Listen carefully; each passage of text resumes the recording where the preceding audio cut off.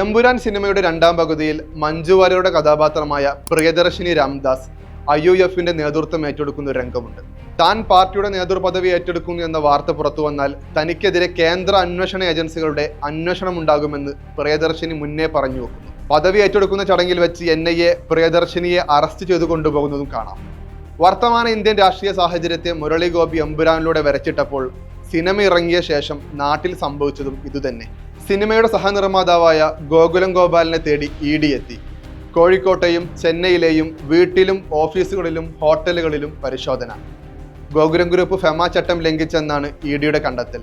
അങ്ങനെയെങ്കിൽ Empuraan cinema ഇറങ്ങുവരെ ED എവിടെയായിരുന്നു? സിനിമയുടെ സംവിധായകൻ പൃഥ്വിരാജ് സുകുമാരനായിരുന്നു അടുത്ത ലക്ഷ്യം. നിർമ്മാണ കമ്പനിയുടെ പേരിൽ പണം കൈപ്പറ്റിയതിൽ വ്യക്തത വരുത്തണമെന്ന് ഇൻകം ടാക്സിന്റെ നോട്ടീസ്.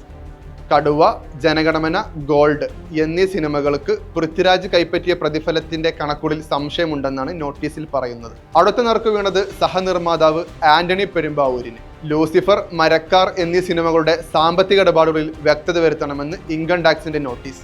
നടൻ മോഹൻലാലുമായുള്ള സാമ്പത്തിക ഇടപാടുകളെക്കുറിച്ചും ഇൻകം ടാക്സിന് ചിലതൊക്കെ അറിയാനുണ്ട്. അടുത്ത നോട്ടപ്പുള്ളി ആരെന്നുള്ളത് വരും ദിവസങ്ങളിൽ അറിയാം. സംഘപരിവാർ ചെയ്തികളെ തുറന്നെഴുതിയ സിനിമ വിവാദമായപ്പോൾ തന്നെ അണിയറ പ്രവർത്തകരെ തേടി ED എത്തുമെന്നത് പലരും ട്രോളായി പറഞ്ഞിരുന്നു. പക്ഷേ ആ ട്രോളുകളിൽ കാര്യമുണ്ട്.